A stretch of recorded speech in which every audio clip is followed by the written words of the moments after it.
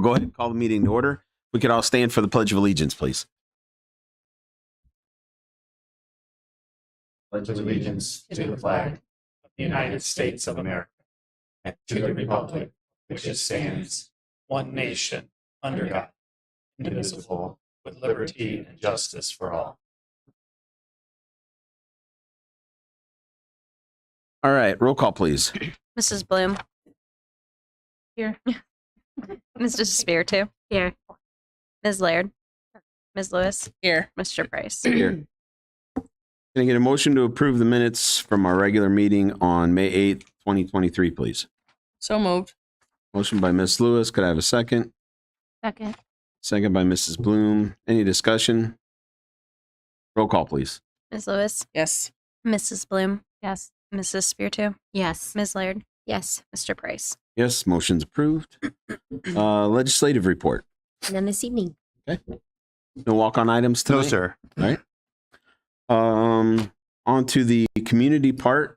If anyone would like to address the board, they can come up to the podium, just state a name and address just for records purpose, and you can talk to the board or ask anything that you'd like.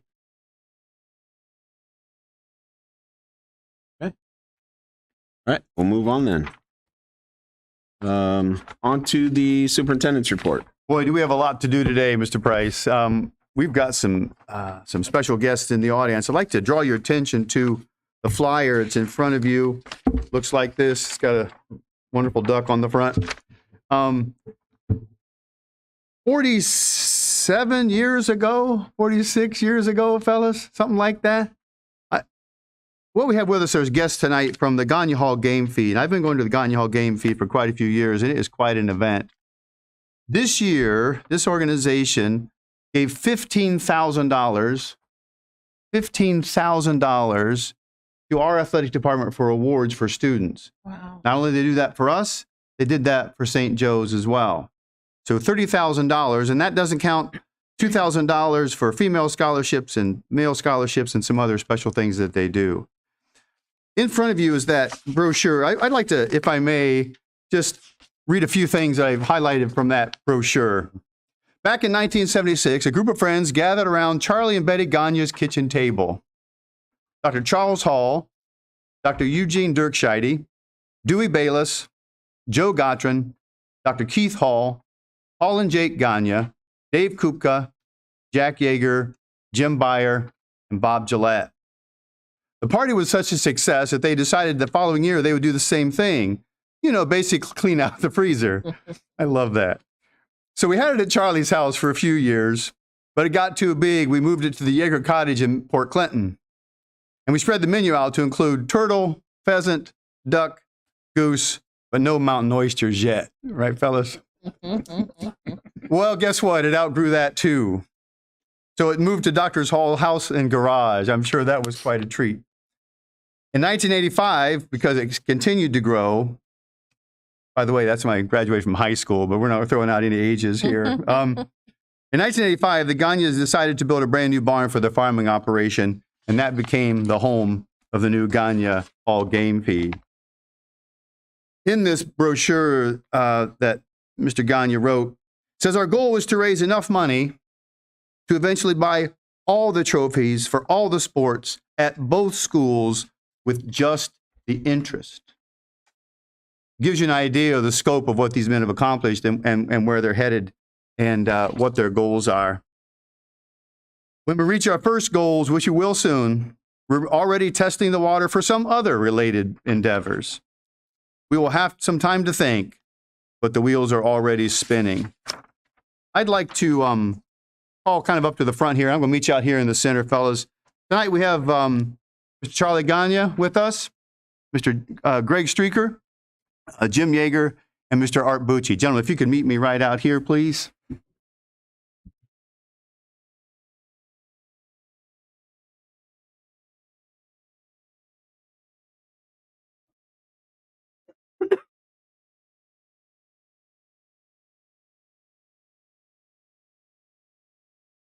Turn around, face the camera, fellas, just so everybody can see who we got. You're on camera, on TV, so got a microphone here if you guys want to say something. But gentlemen, I asked Art I don't know, a couple months ago, I said, how much money do you think you possibly raised for this? And it's hundreds of thousands at this point that this organization has given back to both St. Joe and to Fremont Ross. And I almost feel a little silly giving you an award, this little piece of, hundreds of thousands of dollars that you guys have given back to kids, which I think is just amazing. But just because we want to show you guys how much we appreciate all that you've done, we've got a little plaque here. It says the Gagne Hall Game Feed 2023. Fremont City Schools, thanks you for your decades of support to our athletes. We've got athletes here to appreciate that. And I just want to make sure that you guys know from the board's point of view, and I'm sure that they'd like to say something too, how much we appreciate all that you've done for our students. Hundreds of thousands of dollars to show kids that they're honored and appreciated and give them what they're due. So I just want to thank you, gentlemen, for all that you've done. Thank you. My pleasure, fellas. Thanks, John. My pleasure. Good job. My pleasure. Who would like to take this? We made it out of wood, so it looks good in the bar. I hope so. Hope to see you there. January 10th. If you're not doing anything, that's the next date for the next Gagne Hall game. Good. Thanks, fellas. Anybody will say anything? Speechless, John. All right, appreciate it. Gentlemen, Thank you. just that's nothing what we should give you, and we appreciate all that you've done. Thank you. Very well.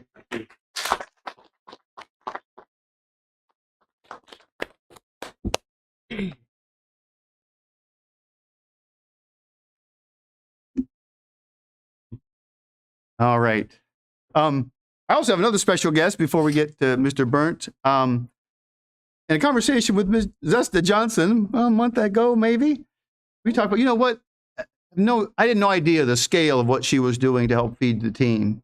So I'm going to invite Ms. Zesta Johnson up at the podium, if you get a microphone, and just have her kind of present and talk about what she's been doing for our athletes, kind of behind the scenes. For obviously, no reward whatsoever except the goodness of her heart. Just my kids. That's it. Just Thank my you. kids, a smile on their face and a full belly. So That's it. A good that's my combination. goal.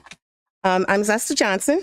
I live here in Fremont, born and raised, class of '86. I'm also a chef, executive chef, on and on. I've been feeding the football team pretty much almost a little over 30 some years, counting back when I was in school because I was a scrapper. And I got to feed, make desserts and stuff for the boys, put them in their lockers, da-da-da-da. So, and then when my son came along, I started feeding them at, I think, rec center level, maybe. Making sandwiches, apples, chips, whatever, taking it on the bus. And it just, kept going from there. So my youngest, let's see, CJ graduated in, I think, 10. So right after I left, there was a group of ladies. Sue Fuller is one of the ladies. I'm not sure all of them, but they started really feeding the boys like hearty meals. So I was like, okay, well, it was my turn to come up. And so Coach Long wanted to go a little bit different. Since I am the coordinator, I have a whole lot of other things that I do. I get lots and lots of donations as far as like food, basically food. We do have a lot of cash donations, especially from, I want to say, Benchmark. Benchmark really gives to us a lot. But we do things like I feed the boys Wednesday, Thursday, Friday, and then this year we're going to try to do some breakfasts on Saturdays. So they do eat quite a bit. I'll say, for instance, like pizza. The pizza places here in Fremont, they donate all the time. Which is very, very nice because that helps with feeding the boys. But we don't give them pizza like on Friday nights and stuff like that because, Coach Long says, no greasy bellies. So, but they get, because I have a couple of my boys here now, they get salad and just all kinds of fruits. I cook usually on Thursdays, which is a lot of pasta. And so, but on Wednesday night, they eat at the Eagles, so which is very, very nice. What would you say that they give? Oh, the Eagles? Yes, You want me to put a dollar amount on that? about approximately. Oh, for the whole season, they feed the boys on Wednesdays. They have a main meal, salad, dessert. Thousands. I mean, we're feeding 80, 90 I'm gonna say it's kids. 80 kids a pop, Yes. right? Mouths. And actually, it's not just 10 weeks because they do it for 11 or 12, depending on if we go into playoffs. Right. So our fundraisers that we do, we have one at Chaluk's and we have one at Tim's. We do cornhole, we do 50-50s, we do baskets. Let's see. I usually try to keep like a 2-year reserve of cash for just in case, I can't be there or something. And someone newly coming in can, they can at least have some of the cash. We try not to use any of our cash throughout the season. We try to bring more in than what we actually spend. So, and I just want to put a couple of some of our donors out there, which is Big Boy. They give us pretty much anything that we need. Wendy's feed them on Friday. Home games, they give us chili. Away games, they get fries, burger, chicken nuggets. And then we usually put a salad or something out there with it. Speedway East, they give hot chocolate, which what we just started, but plenty of cups, mayonnaise packets, anything like that we need. Let's see. So Tim's also, he also feeds them twice in the season. Justin Burrow feeds them. Let's see, who else? Oh, Sarah Mead. They do 2 meals also. William, I think it's Burns. Is it he said it was something like your last name. Sorry. But he feeds them twice in the school year. We do have anonymous donors. Let's see. I want to pretty much wrap it up.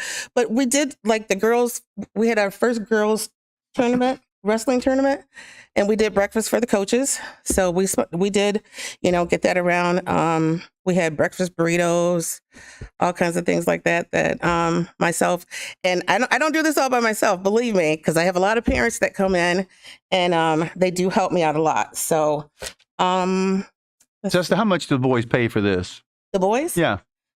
pay for it. Yeah. That was a setup. That was a setup question, their by love, with their love. Which they're wonderful boys. Yeah. And my girls, because I do a lot for, some of the other sports also.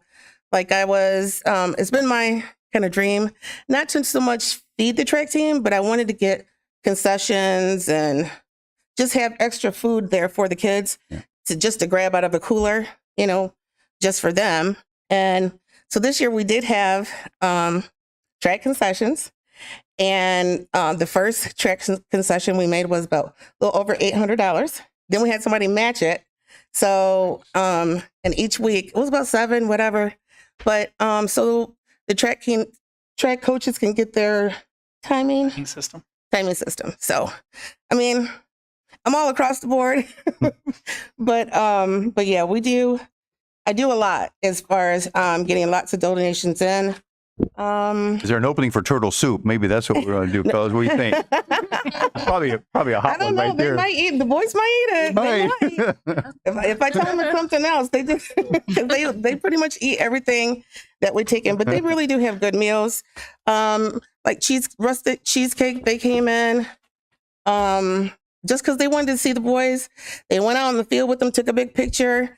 And pretty much what we give back to them, especially the companies and stuff, on Friday night, we just announced that they gave, that they're a donator for Feed the Team. So, and if anybody likes to either donate your time or donate a loaf of bread or some peanut butter, jelly, we're taking it. So I'm not much of a mathematician, but I just started adding up some of the things you talk about. I got over 3,000 meals that you would give during the season. 3,000 meals. Yes, definitely. Amazing. Yes. Thank you. You're welcome. All right. Just want to highlight some of the people that are out there just making a difference for our district and just selfishly give and give and give and give. So, and behind each one of these groups are lots of people helping, right? I mean, there's people lining up work and lining up volunteers and lining up moms to help serve and everything else. So thank you. All right, this time we're going to let Mr. Burnt sort of take over and kind of tell us what's new in the athletic department. Just real quick, while we have our guests, Please do. and I'm going to just speak on behalf of the board real quick. Go. First of all, everybody involved in the Gagne Hall game feed and with Zesta, I'm a food guy. That's in my wheelhouse. Plus, I make cookies for a living. So I know what it's like to be in the food part. But to me, it's pretty simple. It's just food. And you're feeding guys at a game feed or you're feeding the team, and how that benefits our students is unbelievable sometimes. I mean, whether it's donations to help the athletic department or just keeping their bellies full during a season. A simple thing like food goes a long, long way. I mean, we know that for every student, but for the work that you guys do, thank you very much for all that, because it goes every year, probably not thanked enough for all the work that's put into that. So thank you very much. Okay. Thank you very much, Mr. Price. All right, Mr. Burnt. All right. Thank you all for allowing me to be here this evening. Mr.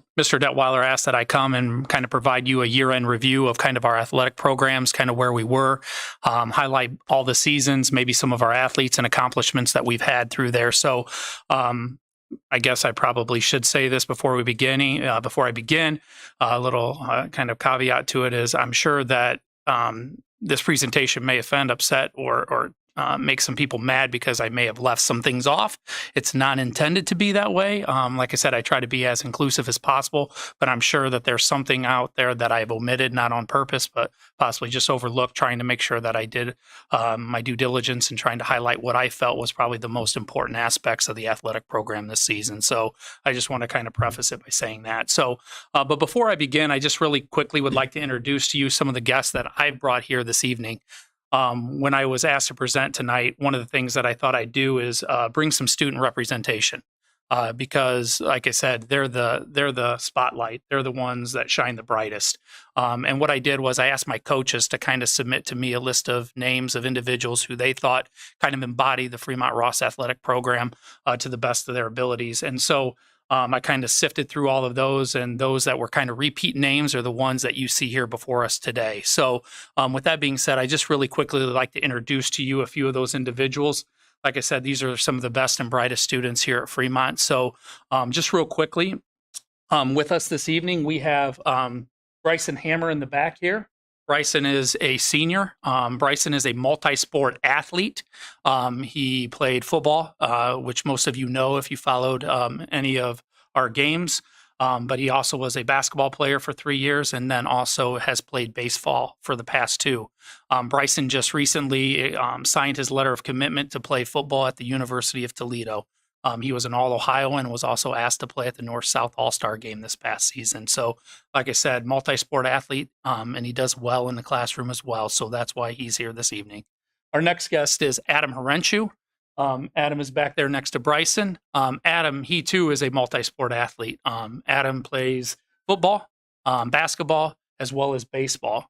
Adam himself, along with Bryson, have multiple school records in the sport of football. And Adam has decided to further his academic and athletic career at the the Air Force Academy. Right, Adam? Got that right. All right. And then lastly, we have Destiny Robinson. She is our junior. She will be returning next year, which everybody's grateful for, especially those on the girls basketball program. That's right. Destiny Robinson is kind of the heart and soul of our girls basketball program. Like I said, she's a junior. She's real close to breaking the 1,000-point mark, which that would be only the second female in Ross history to ever accomplish such a feat. But like I said, Destiny, is everything that our girls basketball program represents here the last couple of years. And she's a main reason for why we've had such great success here. So with her, like I said, those are the 3 individuals. I did have one more coming, but I guess she ghosted us this evening, so I apologize for that. So, but with that being said, those are my guests tonight. And like I said, they are an embodiment of who we are at Fremont. So with that being said, I'd like to just kind of turn your attention to kind of the year-end review that I put together here. One of the things that we kind of try to talk a lot about, not only from an athletic department program, but also for each individual sport through the coaches, is kind of what the importance of sports are. we firmly believe that they're an extension of the classroom, and that they not only, like you see there by the quote by John Wooden, do they build character, but they reveal it. And we truly firmly believe that. Some of life's greatest lessons you're going to learn not inside the classroom, but maybe on an athletic field. Like I said, it is an extension of that, and we take that very hard, seriously here, and we try to make sure that when our students take the field, that they are a representation of Fremont City Schools and all that we stand for. So the ideals of sportsmanship, gamesmanship, competitiveness, all of those we try to embody those as they go out and take the field. So, like I said, sports do not build character, but they reveal it. And the three individuals here today, I think through their actions, through their words, through who they are, not only on the court, but off the court, reveal who they truly are. And they are examples of what it means to be a little giant. So with that being said, I thought it'd be important just to kind of look quickly at student participation numbers, because I think that that's sometimes what a lot of people have misconceptions about. I will say that athletic participation in recent years has started to see a little decline. Not as many students are participating in sports because there's a lot of other opportunities now available to kids, whether that be the social aspect, whether that be games, whether that be work. A lot of them have a lot of different opportunities than what maybe existed 10, 15 years ago. But for the most part, if you look at our numbers, they've been holding pretty steady. And I just gave kind of a 3-year look so that way you could kind of see basically post-COVID, because like I said, I didn't want to give anything pre-COVID. But like I said, post-COVID is kind of the baseline there. So the purple represents this past year, and you'll see that both in fall and spring, we had a greater in participation numbers than we did the previous 2 seasons. You will see that in the winter, we declined just slightly. And I would say that if you look at that, that's, not a whole lot, but it would be largely attributed to our boys and girls swim program, which those numbers just have seemed to go down a little bit this year. And we're hoping that through the Sand Otters program that we have now going again, strongly, that those numbers will continue to increase and that will kind of start to balance. Mr. Byrne, Yes, is sir. this 9 through 12 or 7 This 12? is 7 through 12. 7 I through 12. apologize. Yep. So this is our 7 through 12 numbers here. So everything that I'm speaking about tonight is program wide is 7 through 12 because that encompasses the athletic department and what I oversee. So thank you, John. All right. The next one is I try to, like I said, try to be as inclusive as possible, as comprehensive and concise as I can. So like I said, when we talk about highlights, oftentimes that's often associated with athletic success, how a team performed, what their final record was. And for the most part, that tends to kind of lead us to kind of these. However, there are times, and I think at the very end of my presentation, you're going to see that I'm going to start to focus on the other intangibles, not just wins and losses, because I think that that's just as high or just as important as the wins and losses of any single team that you'll see there tonight. So with that being said, so for FMS here, you're going to see that if you look at the past several years, our middle school programs have fared exceptionally well.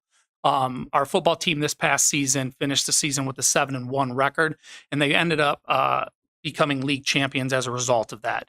Our 7th grade team, like I said, they struggled a little bit just in terms of the wins and losses, but I think development-wise, where they are and where they're going, I think that they're going to be a nice little component to that 8th grade team once they get to the high school, and I think it'll be a nice little mix of the two. The 7th grade volleyball team this season went 22-0. They too were crowned league champions. And I will say this, when I get to the high school, our volleyball program is starting to kind of take a turn. Our volleyball program for the last several years has struggled just in terms of being competitive. But now we're starting to see kind of an influx of interest in the program, along with girls that are kind of dedicating themselves to the sport to get better. And as a result of that, we're starting to see kind of the gains there at the middle school as well as the high school. And then lastly, our 8th grade volleyball team, talking about that, we're league runners up as well. Like I said, just lost a very close game there in the finals. As for Ross, this is what I'm most proud of. And this is something that we try to emphasize with all of our coaches and all of our athletes. And that is they need to be students first.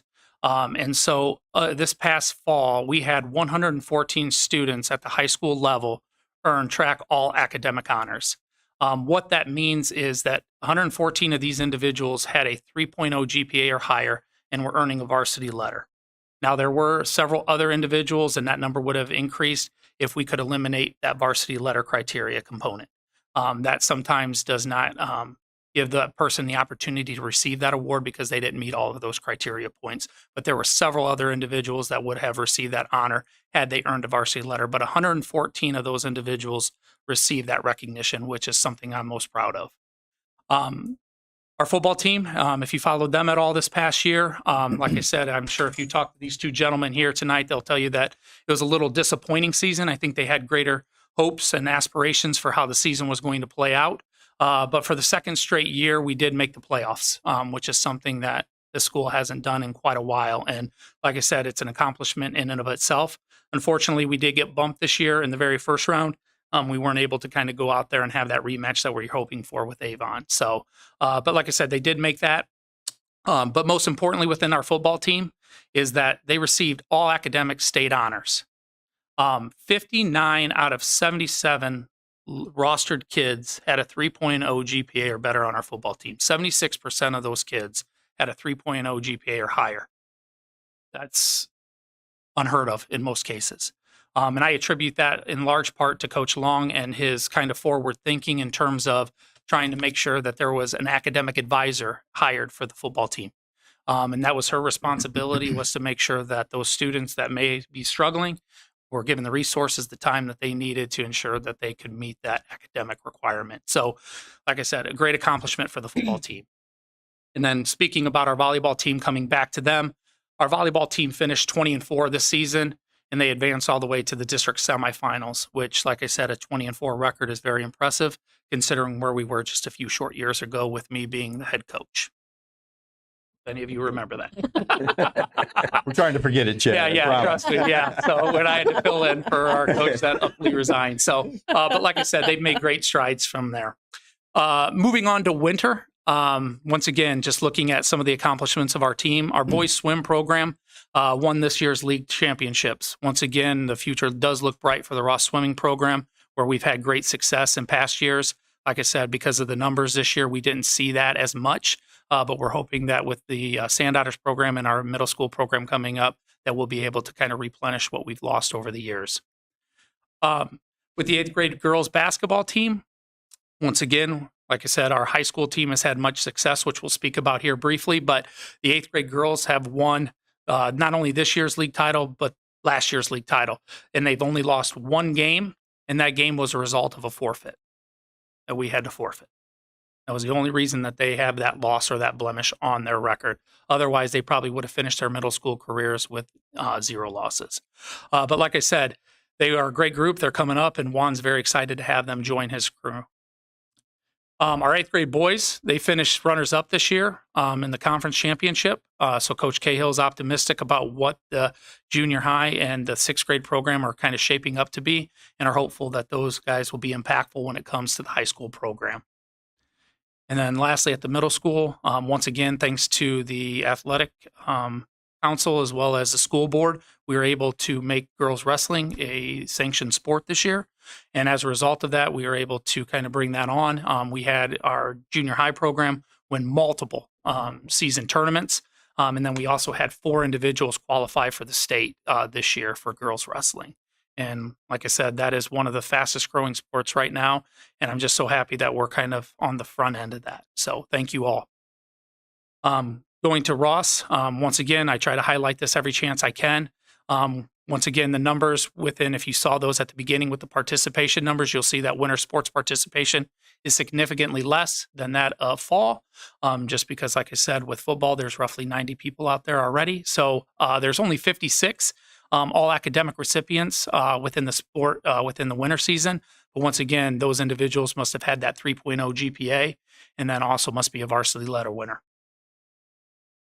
The boys and girls swim teams, like I said, even though they were short on number, they had the talent to win or become runners-up within the Three Rivers Athletic Conference, as well as the Northwest Aquatic Conference.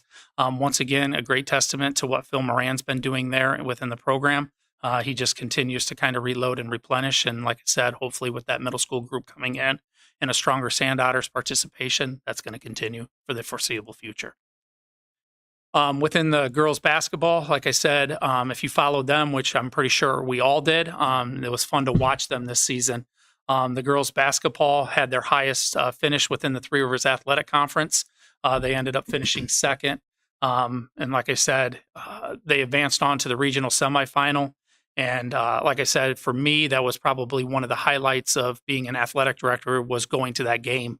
If any of you were there, it was just a testament to the support that Fremont Ross has for not only the team, but also its athletic programs. When 3/4 of that gym was purple, it was just electric. And I'm sure the girls will attest to it too, that it was just an incredible atmosphere to play. And it's just a testament to, once again, the support that this community shows its team. So the boys wrestling, for the second time in Three Rivers Athletic Conference history, the boys won the title this year. It's a nice way to end that league, going out on top. And in addition to that, we ended up qualifying 4 individuals for the state tournament this year, with 1 placer in Bakari Scott, who ended up finishing in 8. And then the girls wrestling program, like we spoke about already, like I said, this was the first year that it was sanctioned. Our girls, once again, like our middle school, had won several team tournaments, and they had 1 qualify for the state tournament this past season. But like I said, their numbers are growing, they're healthy, and like I said, they're going to be a force to be reckoned with come this year. And then lastly, for our boys basketball program, just an individual accomplishment here, I thought it was worth mentioning. We had our 3rd person in program history score their 100th point, and that was Aiden Carter this past season. Kind of impressive. And he did it on a bad leg. Yeah. All right, moving on to spring, which we're kind of wrapping up as we speak. So at FMS, our boys and girls track and field, our boys track and field won the Fostoria relays, and then also finished as league champions this past season. Our girls track won the Fostoria Eastwood relays, and then they also won this year's league championship. Fremont Ross has a tradition and a history of being a pretty rich track and field program with a lot of success. And this once again just shows the depth and breadth of what we have coming. So we're excited about that. And then once again, just following up, since FMS track is the only sport offered there this spring, we had 7 individuals who qualified for the state meet. Mason England finished 4th in high jump with a jump of 6 feet 6 inches, which for a middle schooler, that's pretty impressive. All right, going on to Ross now. Once again, highlighting those all academic recipients. This past spring, we had 51 of those identified. Once again, a 3.0 GPA and a varsity letter recipient had to be the criteria that was met. Tennis, we finished 4th in the track. That is the highest finish we've had within the past 10 years. Once again, Lisa has done a wonderful job out there within our track program, or within our tennis program, of developing the students that we have. This year, we actually had a full JV team, which is surprising, considering, once again, a lot of participation numbers are down across the state. Last week, the baseball team captured a sectional championship by defeating Whitmer. They'll go on this Wednesday to play Anthony Wayne in the district semifinals at Bowling Green, Carter Park. If any of you would like to go out and capture that game, you're more than welcome to do so. And then our boys track and field this past Saturday were crowned district runners-up. So once again, a huge accomplishment for them, considering the district in which they competed. So just a few things that I wanted to highlight here, just some changes and some challenges that we foresee occurring within the athletic sphere here. The first one being our new league. As you all know, you guys, some of you voted on our move from the Three Rivers Athletic Conference to the Northern Lakes League. This will take place this upcoming school year. For the 2023 year will be the first inaugural season of us competing in the Northern Lakes League.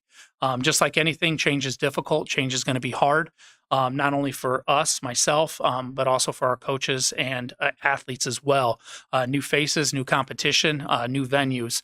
But like I said, we felt that the move from the track to the NLL was probably what we felt was best for our students at the time, and we still believe that. We feel this gives our kids the best opportunity to compete against community-based schools and give them an opportunity to compete for league titles season in and season out. Another challenge that we have, and you guys probably will understand and appreciate this, just because you have to deal with the Ohio Department of Education. We have to deal with the Ohio High School Athletic Association. And they just recently came down last week and notified us that our scheduling software that we've been using for the last 10 years will no longer be serviceable or usable July 1st.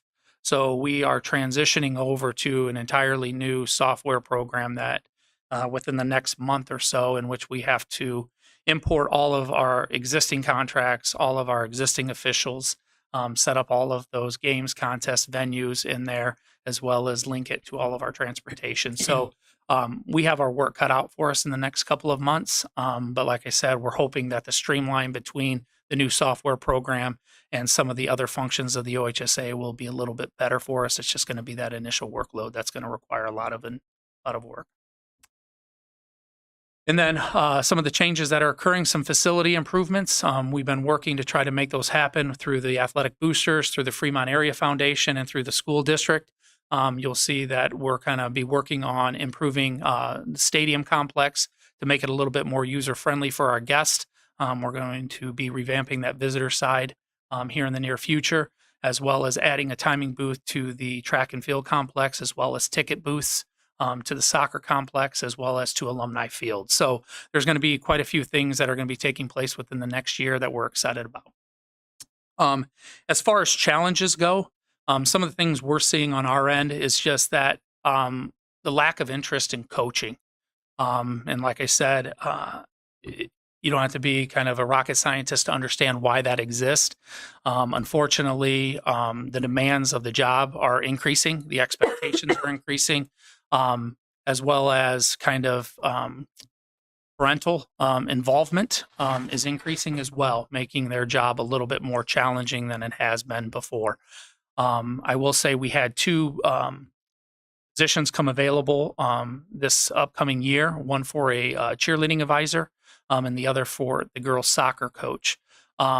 We had 12 candidates apply for the girls cheerleading program, which was fantastic. That's the most candidates we've had apply for a position since I've been here, which made the interview process a lot more challenging, but it also gave us a lot more options. Within the girls soccer program, unfortunately, we only had one candidate apply. Unfortunately, we don't think that that's going to work out at this point. So we're going to hit the ground and try to figure out what we can do there. May have to be a little creative in trying to figure out how to best serve those students. But like I said, that is a growing concern that a lot of athletic directors and athletic programs across the country are facing, is just a lack of interest in getting back into coaching, and for those reasons that I stated earlier. One of the other challenges that we have facing us right now is just a lack of officials. We've had to cancel games. We've had to postpone games. We had to move games simply because there's no officials to be had. Once again, and I tell this at my parent meeting or my OHSA meeting every season, the reason why we are losing officials is because of the parental abuse that they suffer. So I try to make sure that I highlight that for our parents to make sure that they cut our officials some slack, that they thank them for coming, because without them, those games can't go on. They're a valuable and integral part of what they do and what we do. And like I said, the fact that we can't find them right now and that they're aging out is becoming a little bit more problematic and will only become worse as the years go on. And then the last one is just fan behavior. Like I said, fortunately for us, we haven't had a whole lot of issues with that. But we are experiencing it in other places. For example, we had an issue this past fall when we hosted the OHSA playoff game for the visiting side of North Royalton, where we actually had to escort several individuals out of the game because of abuse to the officials. But like I said, it's becoming more and more problematic. Luckily for us, our fans, for the most part, are very well behaved. If there is a warning issued, they're pretty responsive and receptive to it and kind of back down and don't continue that persistent behavior. Otherwise, they know kind of the repercussions of what will happen as a result of that. And like I said, I appreciate the support that Mr. Detweiler gives if and when we need to ban individuals from events for that continued behavior. So like I said, it only helps to strengthen what we're doing and make sure that the officials feel welcome, safe, and protected here. So once again, making sure that we can protect the integrity of our sports programs. Just some other highlights, just to mention, like I said, this is kind of what I wanted to talk about outside of the wins and losses, because there's a lot of other victories that take place outside of those. And this is kind of that slide. So one of the things that I think is very important is we talk about how it takes a village to kind of raise kids. And coaches are an extension of that. And we have some of the best around. Like I said, I'm very fortunate to have surrounded myself with some of the very best in the business. And just real quickly, I just want to kind of, for the record, let you know who and what individuals received recognition this season. And Coach Long for varsity football received Coach of the Year. Lindy Cahill for volleyball. Juan Vela for girls basketball. Jen Long for girls wrestling.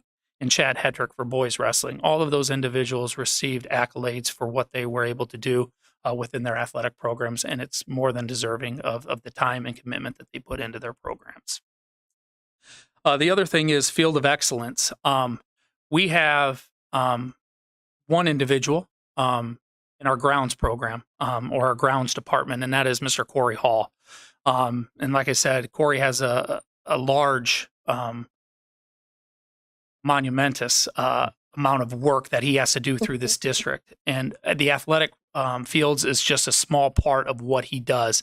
But Corey takes such great pride and care in our athletic facilities. If you haven't been out to the baseball and softball complex, you'll see Corey's work at its finest. And I would encourage you to do that. But because of Corey and his dedication and commitment, we were nominated or actually received the Field of Excellence Award through Pioneer Seeds because of the work that Corey has done.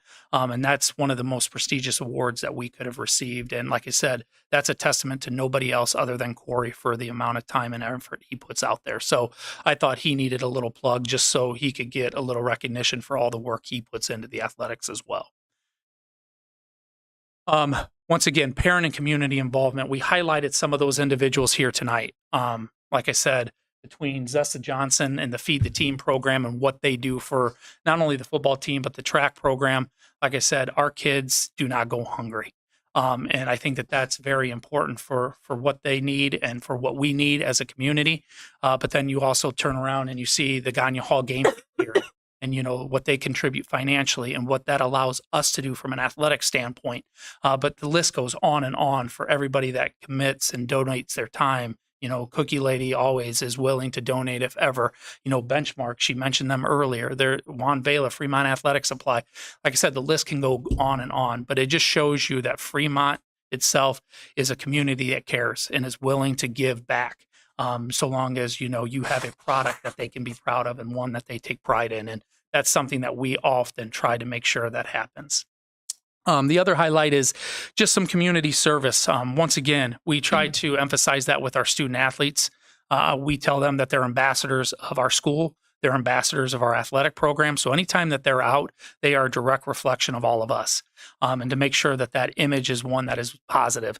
And so I know that this past year, we've had several community service things, opportunities in which our students have participated in, from Habitat to Humanity to the stuffed animal toss that we had this past winter, to collecting items for the local charities, our food pantry here at the Fremont Ross High School, as well as help stuff a backpack, and then bake sales where the donations and all of that went to a community in Africa to help provide soccer balls and other athletic equipment. So just once again, a lot of that comes from our leadership kids and Heidi Gallagher and her class. They often pair up with me and try to make sure that we can provide community service outreach and opportunities for those kids. And it often comes through some sort of athletic opportunity or an event where we can staff that and put that on. So once again, just highlighting some of the things that our kids get involved in outside of athletics. The other thing is the All Ohioans. Like I said, this is an accomplishment or an award that's given to very few people throughout the state. And we're fortunate enough to have 8 of those individuals recognized this past season. And we're in the works and talks of trying to somehow memorialize them through some sort of dedicated wall here once we kind of figure out where the Hall of Fame and all of that will be. This will be kind of an area where we will be able to kind of dedicate an All-Ohioan plaque where each individual will kind of have their name memorialized on that. But we actually have 2 of those individuals here tonight, and Destiny Robinson as well as Bryson Hammer. But like I said, it's an accomplishment that's only reserved for a select few throughout the state, and we're fortunate enough to have 8 of those this past season. And then lastly, like I said, it's very rare for students to continue their athletic careers beyond high school. Roughly only 7% do.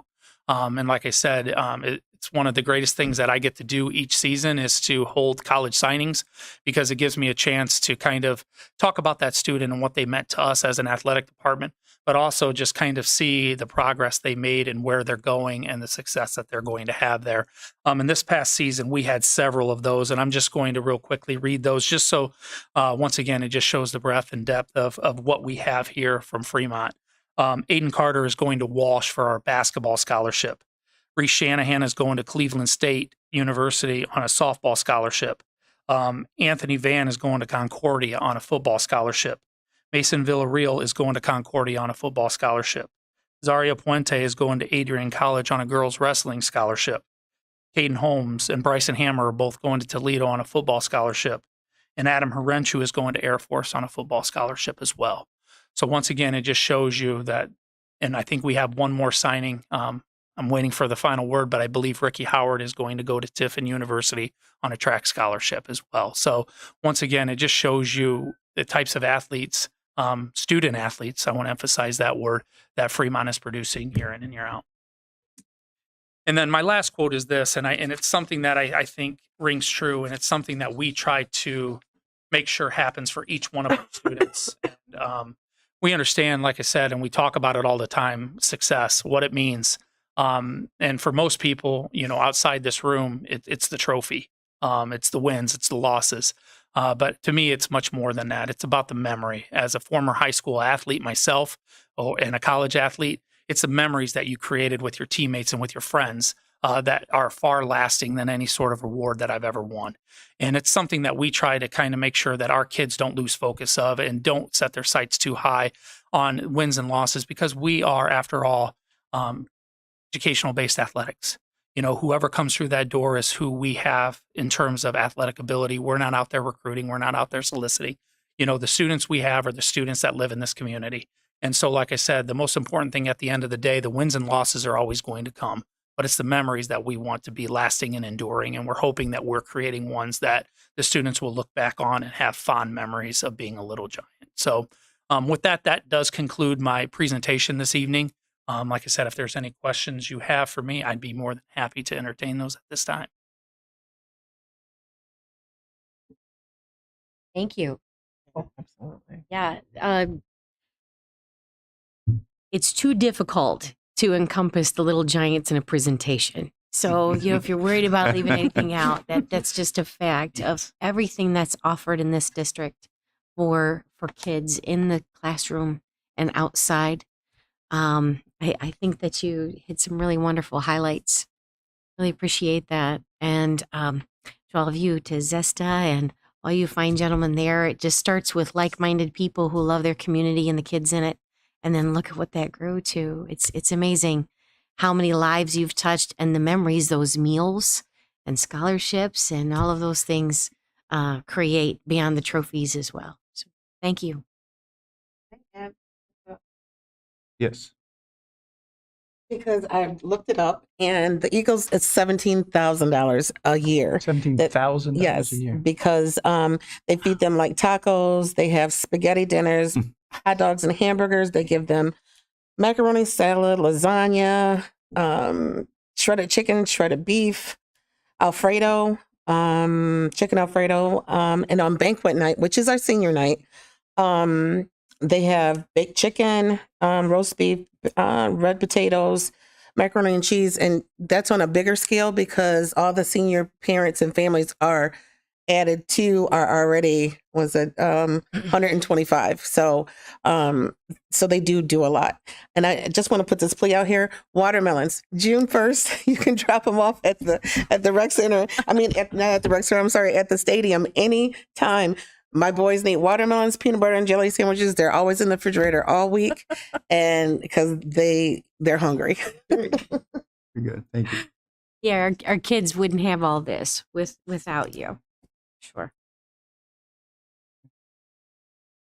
Thank you. Anything else for Mr. Burnt? All right. Thank you. Chad's got another appointment, so he's got to run. So Thank you. Guys, thank you so much for coming. I appreciate it. Yep. Here's your chance. One weekend. That's right. That's right. Right. You sit right there. I wanted to leave too. Yeah.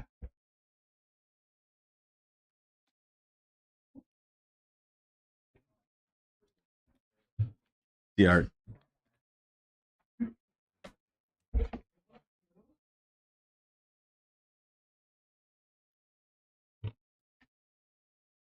Thank you. Thank Zach. you.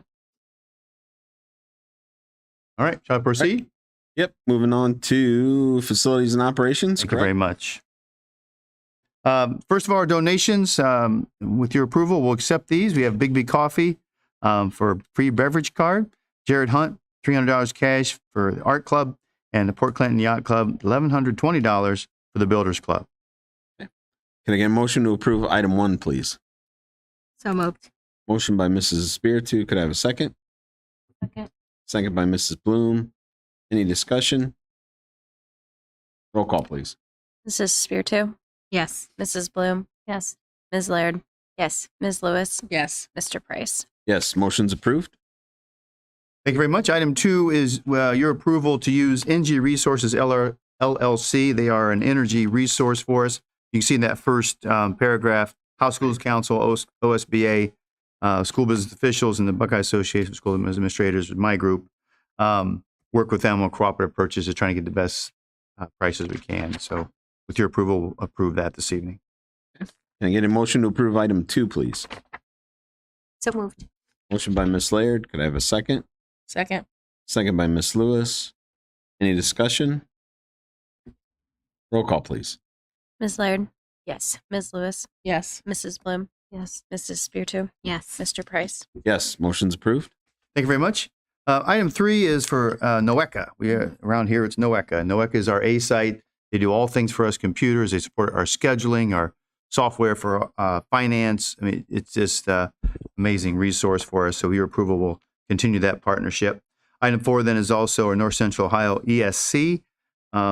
We have a sizable contract with them, but it's for bus aides and interpreters and physical therapists and a lot of the things that we don't need either full-time or can't find or actually can get more efficiently through them.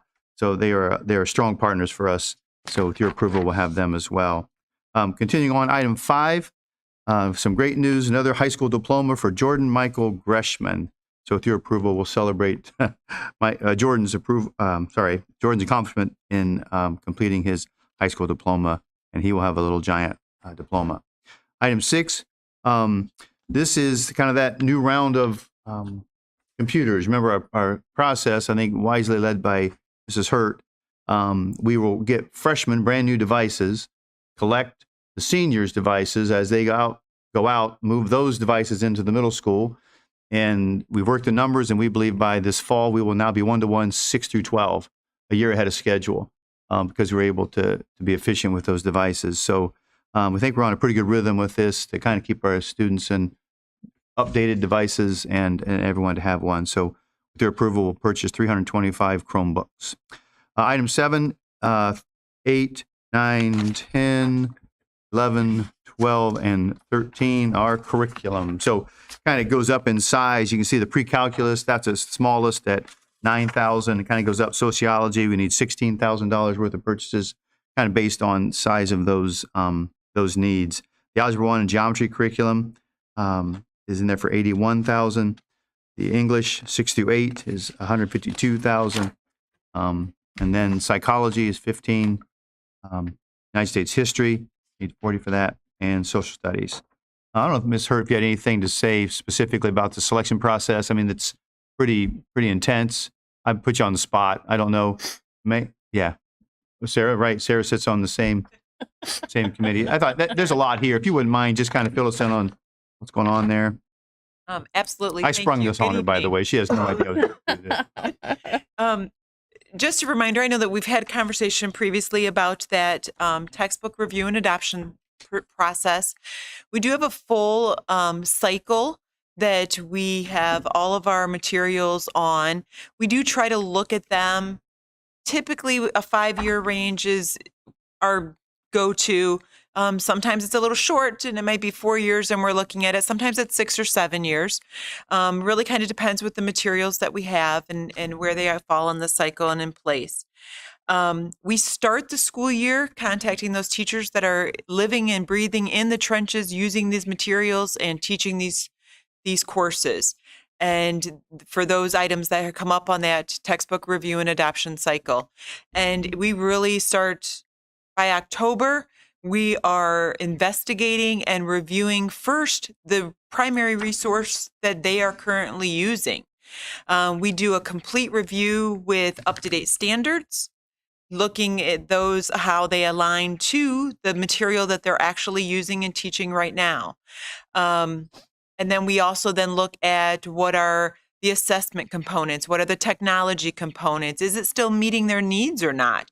So just because it comes up on the cycle and we're going to review it doesn't necessarily always mean that it comes all the way to you here for an adoption of something new. Many times our teachers will come through that review process and say, it works, we like it, we know it, we just want to stay with what we have. And that's okay to do. There are times, though, that maybe the technology has become outdated. We no longer have online access, especially at the middle and high school level where we have this use of those Chromebooks. We want to make sure that we are giving our students the best that we possibly can. So then throughout that process, we will try to contact some of those textbook companies. They'll come into the district. We schedule times for them to meet with our teachers. They kind of do a show and tell and do all the bells and whistles and let our teachers have a feel for what those materials would be. We then make our teachers go back in and look at it again. So they have to go into standards. They look at their instructional standards and they do a full alignment again on those pieces that they're considering.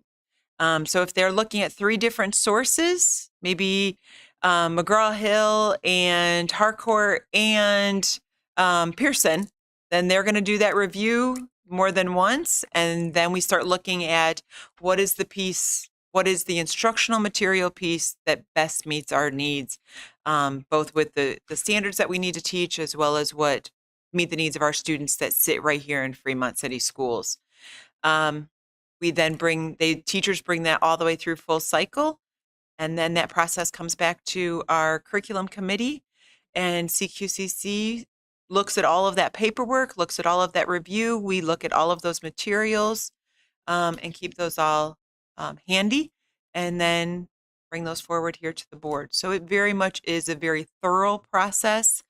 Our committee, once again, involves community members, higher education members, school board members, administrators, and teachers at every level, elementary, middle, and high. So it very much is a very thorough process to bring these materials to you. It is not missed on myself or our committee that we are requesting almost $500,000. There's $450,000 of materials that we will use to teach our children, many of them for 5 to 6 years.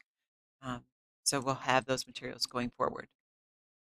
Thank you, Answer Denise. your question? Absolutely. I thought it was good for the community to hear that process. We have such a big item here that we thought would be good to review that. Thank you, Denise. I appreciate that. If I could just add, I was on CC as a parent before I was on the board, and it really is when Denise says it's a thorough process, it really is. Just as a parent, just seeing how the process goes and that books don't just appear in classrooms. There's a pretty extensive process. Also, I think it's noteworthy that all of the teachers can be a part of that review process. And it's not just limited to department heads and, you know what I mean? That all of the teachers have an opportunity to give input based on the things that come before them to see. And they give great feedback, and the sheets that they use, it's a little bit deeper than, well, do you like it? You know, it's a pretty invested process to scrutinize the materials that are put before them. So, And the process is highlighted. All of those review materials are part of our curriculum management plan that has been board approved and revised on a regular basis as well. And that curriculum management plan is available for the public to review on our district website under our important district information. So the process, the paperwork, all of those pieces are out there and can be reviewed or questioned. I got to say, to piggyback off of what Sarah said, the first time being on the committee, the first time I saw the process that it takes for one grade level of curriculum, I was like, holy cow. You know, I mean, as a parent, I'm thankful for that. I don't know how other school districts do it because I'm not part of that. But to see what our district does to make sure that the teachers are in agreement with that curriculum, it's not just a curriculum director that's saying, here you go. Here's your material for the next 5 years, whether you like it or not. It takes months of a lot of work on, outside of a regular teaching day to do all that to figure out what's best for the kids. So I appreciate all the teachers that are involved. It's a huge process for Correct. sure. And many, many times that time that our teachers spend is outside of their contractual time.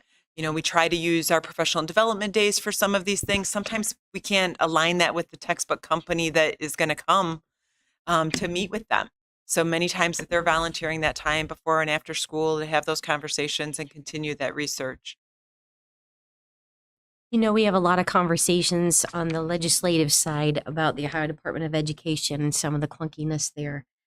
But I think if we take a look at the state of Ohio and the ODE and the way curriculum is approved at the state level, this is what is available to choose from. Our state, our schools, not in the news, as many other states are. At the state level is saying which book to the degree that their schools started without math textbooks because the state couldn't vet it in time for students to even start. So as much as we may complain sometimes, I think this is one shout out that our ODE gives a broad brush and then leaves that to local decision making. Like you said, from all of the teachers and all the way through. So I think that has kept things moving in a good direction for kids in Ohio to learn and to have a variety of things to choose from. Very much so. Okay, thank you, Ed, for that motion. Okay. Can I get a motion to approve items 3 through 13, please? so move. Motion by Ms. Lewis. Could I have a second? Second by Ms. Laird. Any discussion? Roll call, please. Ms. Lewis, Yes. Ms. Laird, Yes. Mrs. Bloom, yes. Mrs. Spiritu, Yes. Mr. Price. Yes, motion's approved. Thank you very much. Moving on to staff this night, we have a few resignations. First, Lacey, there's Lacey Schwoko, Bethany Jarrett, Brittany Batts, Diane Covert, Damian Davis on the next page, and Maria Villareal. Item 15, Tila Jones would like to be a support staff substitute, and we'd like to have her. Item 16, Cordell Wyatt has been hired to replace Mrs. Fisher at Language Arts at Ross. Item 17 are extended days available for those different administrative positions. It continues on to the next page, starts with Susan Fry and ends with Carrie Wallach. Item 18 are supplemental duty positions. Our first one there is Jensen Lejeune as a athletic trainer. She stepped in to help Doc some this spring. And it's nice to have a little help for him as well. Item 19, supplemental duty positions. You can see at the top of the next page is Laura Bursch. She's our new Ross head cheerleading coach that Mr. Burnt mentioned a few moments ago. Excuse me. Item 20, student teacher mentors. We have them, and you see it's either a combination of 75 or 150. Some of them have 2. Item 21, this is for student teacher mentors as well, Debbie Cheek and Abby Schwartz. Item 22, Patty Dumminger has earned a step. So with your approval, we'll correct her status. Those are the personnel items for this evening. Can I get a motion to approve items 14 through 22, please? So moved. Motion by Mrs. Spiritu. Could I have a second? I just want to say buckle up because we got a lot more coming. There's more coming. That So time of year. it is. So this is just a taste of what's coming. Second by Mrs. Bloom. Any discussion? Sorry. Roll call, please. Wait a minute. I'm sorry. Oh, One sorry. question on item number 20. So these are teacher mentors that served this year. This is how much we're paying them for this year. Correct. This is not. No, that's right. They've already done those programs with methods and student teachers. Yes. Roll call, please. Sorry to interrupt your. That's right. Mrs. Spiritu, Yes. Mrs. Bloom, Yes. Ms. Laird, Yes. Ms. Lewis, Yes. Mr. Price. Yes, motion's approved. All right. Thank you very much. Item 23. This is now getting back to our summer school. So we've hired our administrators, and now they're filling their staff. So item 23 has several things. I'll kind of go through them quickly. The first paragraph there are the teachers for the K through 2 program. Second paragraph there is Lisa Fox will be the secretary for that program, K2.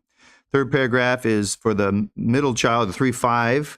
Those are the teachers that will be helping Mr. Matz with that group. Then Regina Reed will be their secretary. That's the next paragraph down there for the 3 through 5 group. Then we need some bus drivers for the whole program. You see 5 bus drivers listed to help us with our summer school. Top of the next page, we have the middle school program. These are the teachers. Mrs. Coleman, Allison Kaczynski, Tiffany Peck, and Amanda Williams. Then bus drivers for the middle school program are listed below that paragraph.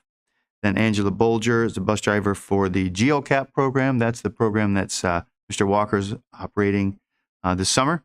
And then following teachers for the credit recovery at Ross. So Renee Bissett, Rebecca Dicker, Carrie Hosing, and Jared King will be our teachers for the program at Ross this summer.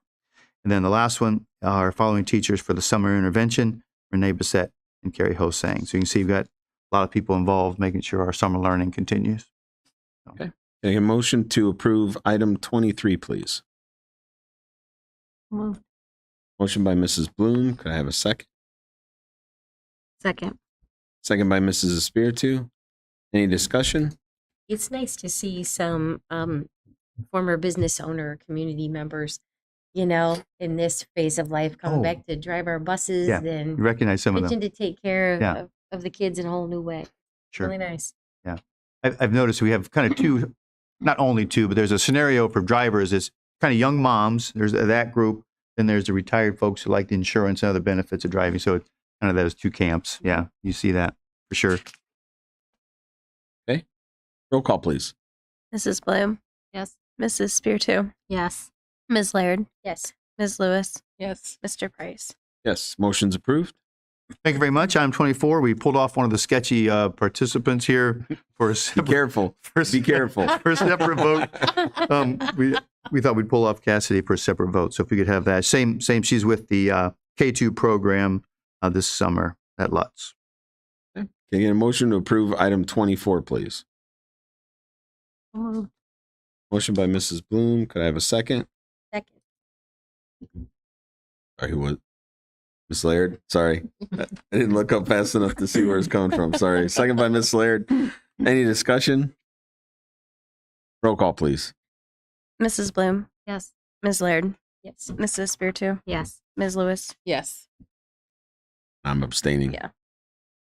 Motion's approved. Thank you very much. Moving on, item 25, substitutes for said summer programs. Chris Ward and Bridget Smith will be our substitute administrators.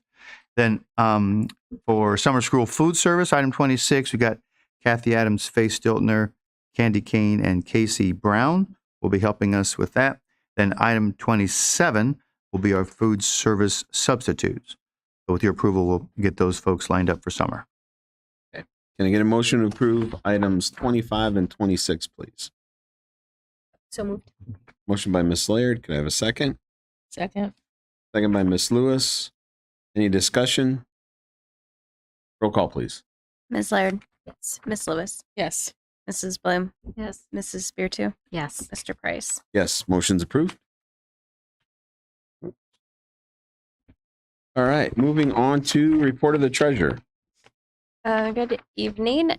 I'm sure as you can all tell, I am just feeling amazing tonight. It's Sounds my great. least favorite time of the year. I know everybody else thinks this is great, but my body does not agree, and my sinuses and allergies are just all over.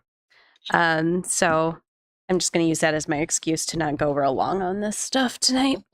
I'm not going to really cover too much of the April financials just because I feel like the 5-year forecast probably covers it at a much better scenario for the year. So if you look at our handouts in front of us, there's just a couple of things I really want to highlight about how I've forecasted for the next 5 years. In the revenue section, I've kept really conservative in that top area. You just really never know what's going to happen with the taxes, real estate taxes. Sorry. All right, looks that like- was my fault. I'm that's giving okay. wrong advice. And then also state funding. If you've paid attention to the legislation, there was one budget passed by the governor, and now there's another budget passed by the House, and we'll see what the Senate passes. So that's just always a fun thing to see what they're going to do. So the revenues, we've kind of just kept them at a pretty conservative rate. Investment income, again, that's not really something we can project out too far right now. Short-term investments are really good, but long-terms are quite a bit lower returns. So we're just going to keep that as conservative as can be. And then if we jump down to expenses, you'll see that there's a huge jump in the salary and benefits lines. And that's just because we were able to pay a lot of some of our employees through ESSER funds, and those will be going away in the next 2 years. So you'll see more of an increase in those lines over the next couple of years. The other thing I wanted to point out, if you look at transfers out, there's $2.5 million. We really would like to pull out a line since we have some extra money this year, out of the general fund for severances and capital projects. Severances this summer, we're looking at a large amount of money. We have a lot of long-term staff that was very dedicated, and those severance payments are a lot higher this year. So we'd like to have about $1 million in a severance account that we can have for future severances. STRS just released that they are 34 years is what their retirement years of service is. So I see a much larger wave coming in the next couple of years of retirements for the district. So I think it would be good for the 5-year forecast if we can have severances not in general fund, and it wouldn't affect our 5-year forecast then. It would be pulled out because that money would be just for severances. And then the other would be capital projects, which even this year we're seeing that with the middle school. We had to get all new smart boards, and Mrs. Hurt has been very creative out of what grants she can pull the money from. But it wasn't just one, it was, how many smart boards are we ordering? We're going to need to purchase close to 50. Every And- smart board in this building is original to the build. 12 years old. Oh, So it's all, they're That all technology is just timing out, and they're all going at the same time. So So at one point, poor Henry came to me and said, "I can't fix it anymore. It's like a Spock episode. I can't fix it anymore." we really have We're band-aided. cobbling parts, and so I just think Megan and I talked about this quite a bit. Some of these sizable things, and we talked about this before. We have buildings that are the same age, so these cycles of the roof and the computers and the boiler or the air handlers, those things are going to be on a cycle, and we better be ready for those things. So we think we'd like to set a little aside to maybe start building up a fund to cover those large replacements because we're at such a large scale. I have a question on that. Yeah. So the levy on the middle school was under a newer structure of levies with the OFCC, where the tax dollars collected not only covered the construction, but ongoing, a percentage of that went into a general ledger for capital expenditures, repairs, maintenance, and so on. The idea Correct. behind that was, the state and the residents knew their investment was going to be maintained. So the items that you're talking about can be covered by those things. So how much of what you set aside is coming out of what's already been set aside versus taking money out of operating? Just to give you an idea, every year we put about $350,000 into that. It's called 034. It's the construction replacement fund. I can't remember what its real what its real name is. Maintenance plan. Maintenance plan. Contingency. Yeah. Yeah, thank you.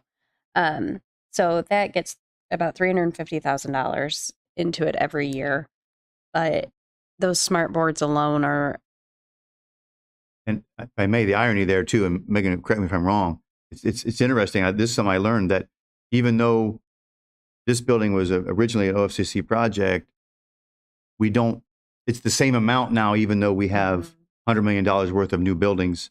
Right. yeah. Yeah. It's So, all one fund. Yep. yes, right. Mhm. But it's been the same amount. So it isn't more since we did a new project. So it's only going to be the $350,000 a year. So now we've got 6 buildings to cover instead of 1 out of what was the same amount of money. Yeah. Any idea of what the balance is in that account? It was $2 million the last time. Yes, actually, we I had a think good that's look at it. actually in the presentation. If you go to the second to the last page, up in the top corner, it says class maintenance, 034, 2.7 million. But I will say we are starting to use those funds for different service contracts for the buildings for maintenance and that kind of thing, and for some of the items that we are replacing. So of the 2.5 million that you're anticipating setting aside for severance Mhm. and for those capital expenditures, maintenance, that kind of stuff. What's the split? How much is severance? How 1 much million for severance and 1.5 for the capital improvements. And then that's just for this year. And then the following years out, we're just looking at doing like a $250,000 between the two. And I will say the capital, not the severance fund, once we put money into it, that has to stay there. And I'll have it on a board agenda next meeting, if that's the route we want to go. But the capital improvements, if something happens, we can do them, put it on a board agenda and move the money back out of that. We don't have to go through the courts and that kind of thing. What's the difference between if you have to do that in the future versus we will have to do that when everything's settled with the state for the current construction? That operating money we put back as a contingency, we'll have to go through court to get that back. Walk me through why that doesn't apply for here. From what I was found out and told, with this 070 fund, which is what that would be, it doesn't have the same restrictions as what a permanent improvement does. And I have a feeling it has to do with like the 003 permanent improvement fund for them. A lot of it, minus the money that we board approved from the general fund to go in there, comes from tax dollars, strictly for those reasons. So I think they watch that a lot more closely, where this is just taking some funds out of general fund and specifically setting it aside for that. I don't know the particulars off the top of my So head. it's but I not going to can go look into that 300 account? No, it would be an 070 would be. So we talked about the idea that we could get to it if we need it without any Yeah. undue Yeah. issues. Yeah. But then it's also there when 5 different buildings are having to replace things at the same time. Thank you. And then just a couple other things to point out. You'll see that in years 3 and 4, we do hit back to having shortfalls rather than excess. That happens in a lot of district's 5-year forecast, you'll start seeing that in year 4 and 5. I'm sure Vanguard didn't have that, Mr. Price, but Actually, it did. yeah, okay. So even, I mean, a career tech school can be just being on both boards. You see the Yeah. difference. I mean, a lot less expenditures because it's high school students only. Right. The way the funding is for career tech and stuff. So a lot of times career tech schools are sitting financially very stable, which is a good thing. Right. But no, even forecasting out, it's when you're conservative like that, Sure. it doesn't change. It still shows. Yeah. Yeah. Your 4 and 5 are getting pretty Yep. messy. Yeah. But you're showing that even in 4 and 5, our cash balances Correct. We still Okay. have one. supplement, right. and that's a credit to everybody in this district, Absolutely. Yeah. and our community. Yeah. You know, for how well they support our school, that we can operate fiscally responsibly. Yeah. And we've been talking now for a while, just how lean we've been for the last 18 months. And it's Mm. paying off. And people like who are here tonight to You step supplement up. those gaps. Yeah. You know, with donations to, Yep. to take care It's of our true. kids. Yep. Mhm.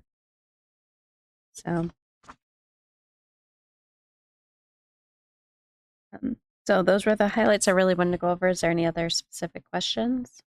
On purchase services, Mhm. I was thinking that you and John shared with us at one point. Let's say we have a student that open enrolls out and they have special needs. It's home district's responsibility to cover the cost of those, and that's in purchase services. So I just want to talk a little bit about on the revenue side of tuition and open enrollment.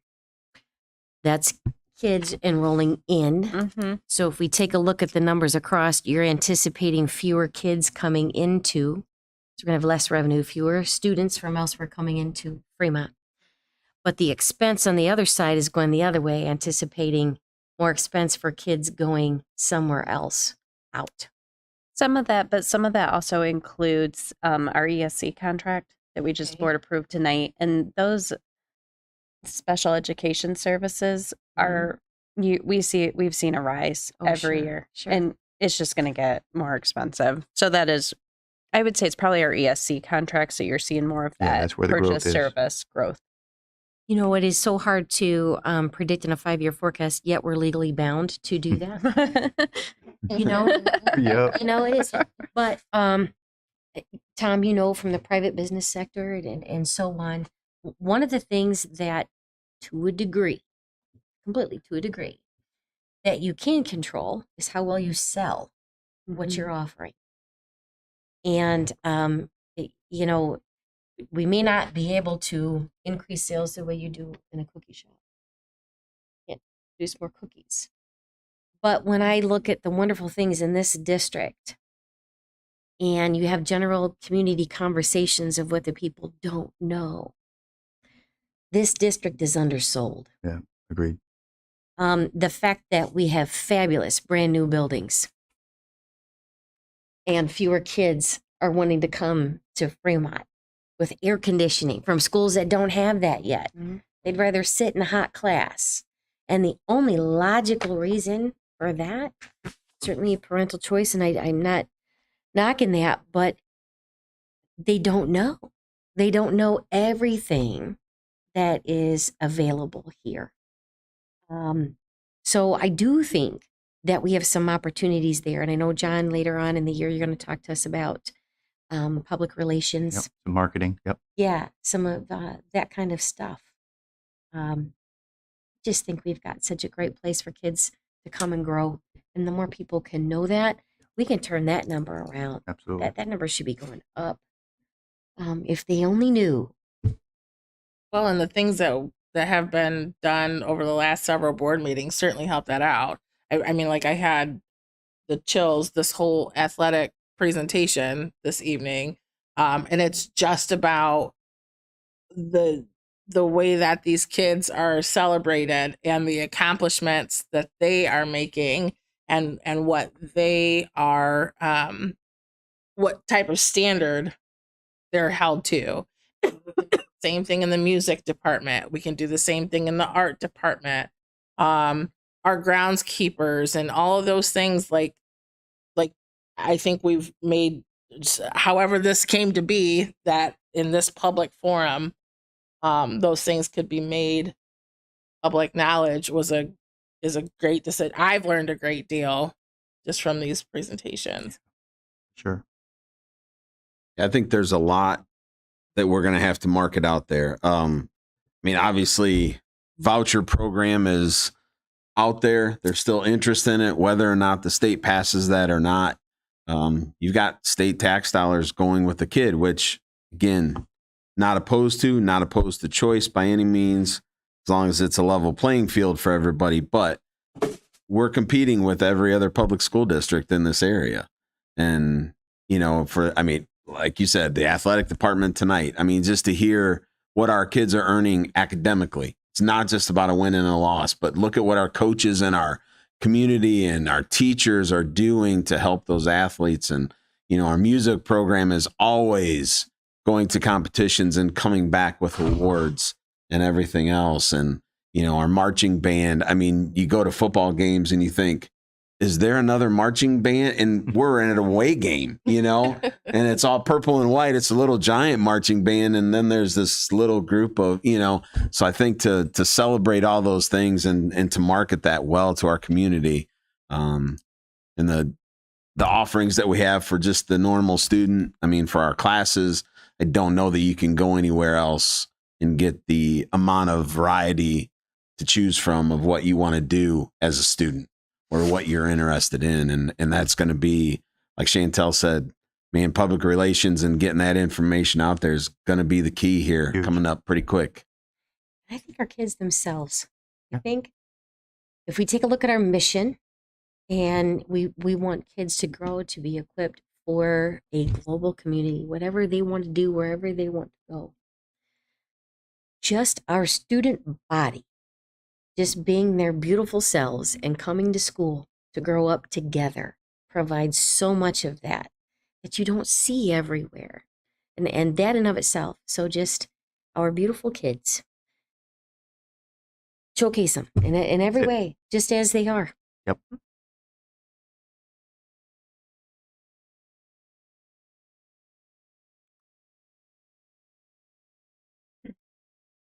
Is there any other questions on the 5-year forecast?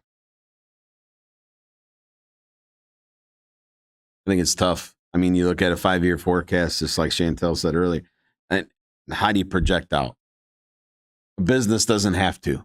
We figure out our revenue and our expenses and we go from there, and try to do the best we can. But a 5-year forecast on when you don't know what the state is going to do for funding, we don't know what's going to happen with the Nexus pipeline. How many more that appeals hasn't are there going to be? changed. This could be 5 years away before anything changes. We Yeah. might know something by July 29th.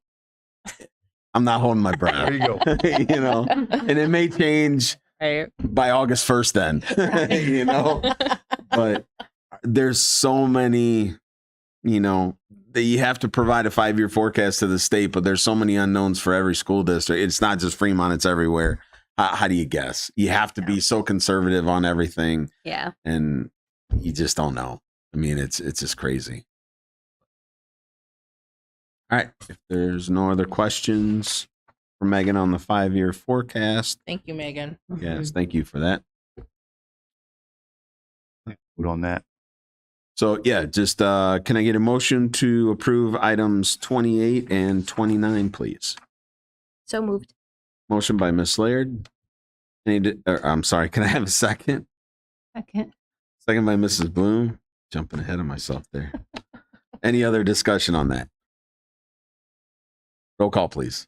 Ms. Laird. Yes. Mrs. Bloom. Yes. Mrs. Spiritu. Yes. Ms. Lewis. Yes. Mr. Price. Yes, motion's approved.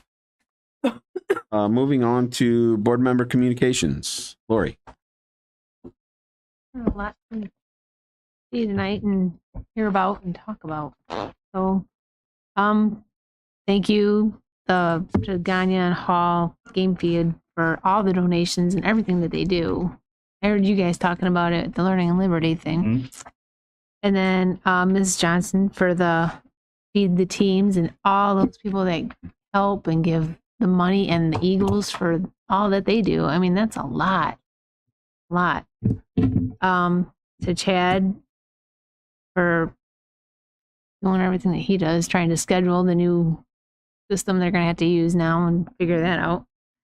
All the kids and the awards and the academics, the championships, the scholarships, everything everybody's getting and has done. They're doing fantastic, sounds like. The donations we've gotten, Jordan on his diploma. That's an accomplishment. I mean, it's hard enough to go through school and then come back and do it. You're not there. School's ending, which is crazy because it seems like it just started.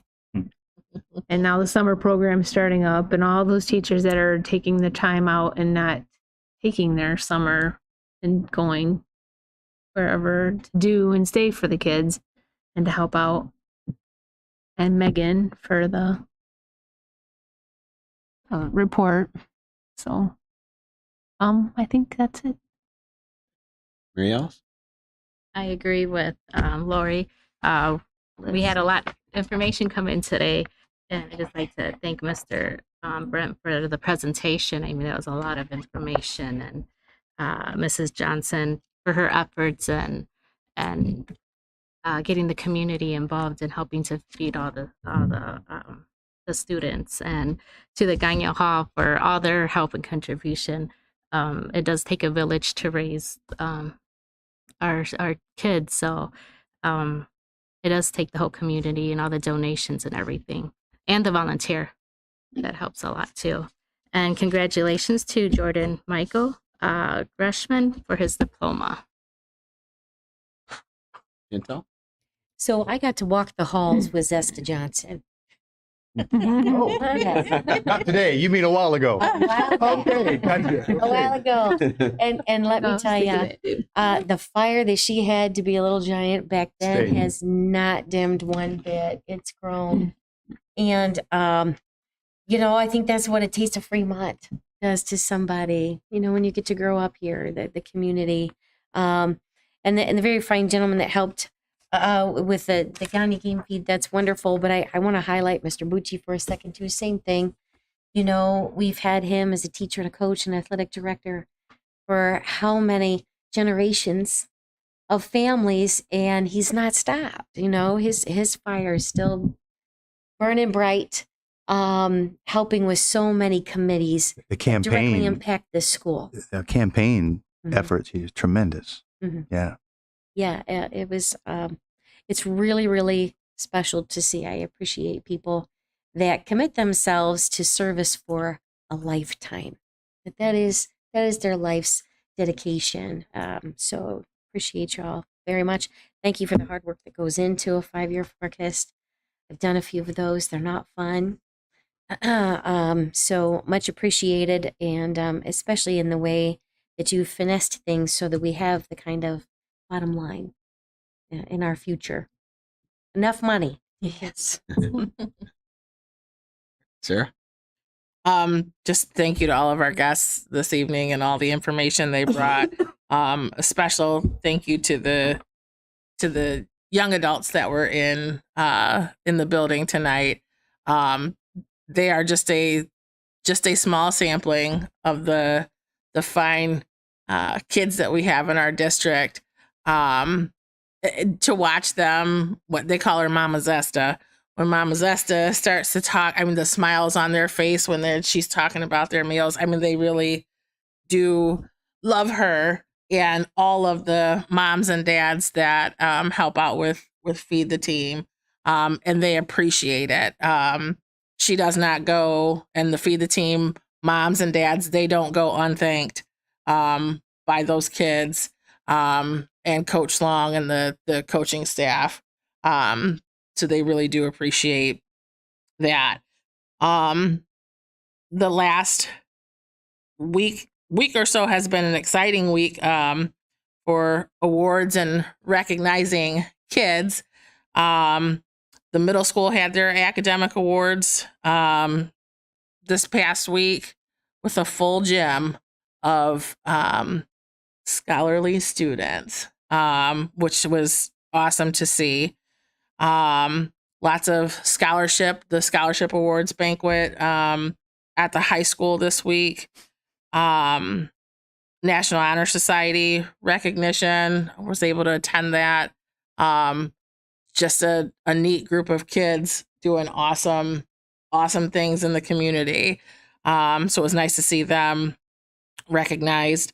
The ACE mentoring celebration, their end of the year celebration was this past week. So those children, young adults, were recognized, as well as the Strive program.